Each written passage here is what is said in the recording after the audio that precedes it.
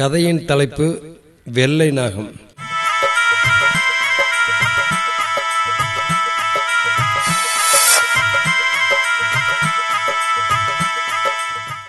பாம்புகளில் பல வகையான பாம்புகளை நான் பார்த்திருக்கிறேன். அதில் நாகப்பாம்பு விசித்திரமானது. எல்லோரும் அந்த நாகப்பாம்பை பார்த்து பயப்படுவார்கள்.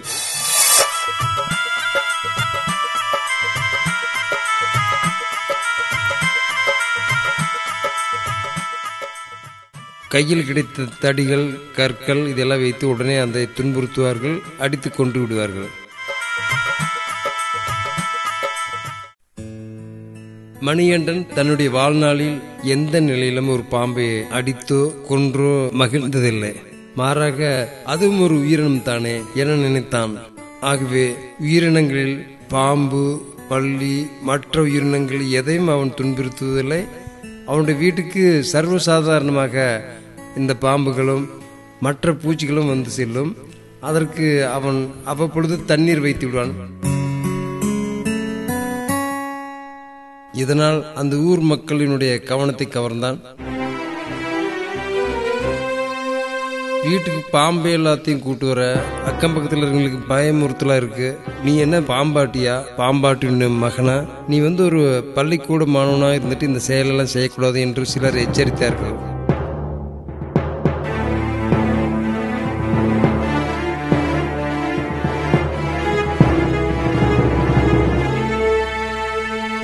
மணிவண்ணன் அதையெல்லாம் காதில் வாங்கி கொண்டும் கண்டுகொள்ளாமல் தன்னுடைய கடமை செய்து வந்தான். வீட்டு பக்கம் ஏற்கனவே அடிக்கடி வந்த காக்கைகள், சிட்டுக்குருவிகள் அந்த வெள்ளை பாம்பு அடிக்கடி வருவதை பார்த்து அவைகள் வருவதை நிறுத்தி கொண்டது.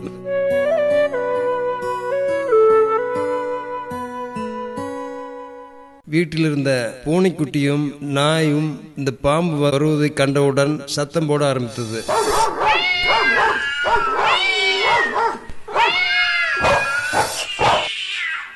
அதனால் ஊர் மக்கள் பயப்பட ஆரம்பித்தார்கள்.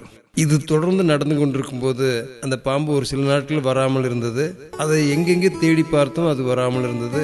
அது அவனுக்கு மிக கவலையை உண்டாக்கியது. யாராவது அடித்து கொண்டு விட்டார்களோ என்று பயந்தான்.